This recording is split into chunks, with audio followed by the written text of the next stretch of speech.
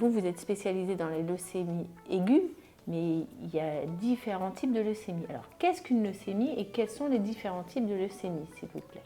Alors, c'est une vaste question puisque les leucémies, leucémie, ça veut dire cellules qui circulent dans le sang. Et donc, du coup, il y a beaucoup de maladies qui s'expriment en circulant dans le sang. Donc, on va dissocier deux grands types de leucémies. On a d'abord les leucémies aiguës et les leucémies chroniques. Les leucémies aiguës, c'est un grand désordre de la moelle osseuse, donc de l'organe qui produit le sang tous les jours. Et dans cette moelle osseuse, il y a une prolifération de cellules de façon complètement anarchique et qui empêche la production des cellules normales. Donc en fait, on a dans la moelle une accumulation de mauvaises cellules et pas de bonnes cellules. Et donc du coup, les gens se retrouvent avec des mauvaises cellules et plus de bonnes cellules, donc plus de sang normal.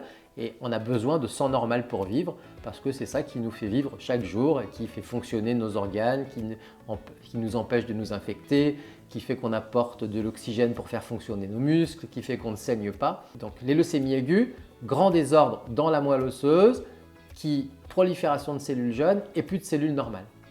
Les leucémies chroniques, par opposition, sont des maladies qui entraînent une prolifération de la moelle, mais qui restent des cellules normales. C'est-à-dire qu'on produit beaucoup trop de cellules, mais qui sont des cellules qui apparaissent comme des cellules normales. Elles peuvent être un petit peu différentes de la normale, mais elles apparaissent comme des cellules normales.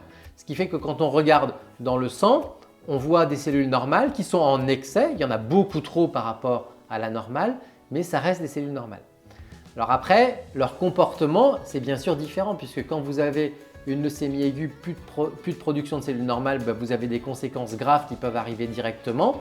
Dans des leucémies chroniques, bien sûr, le risque il est moins important à court terme.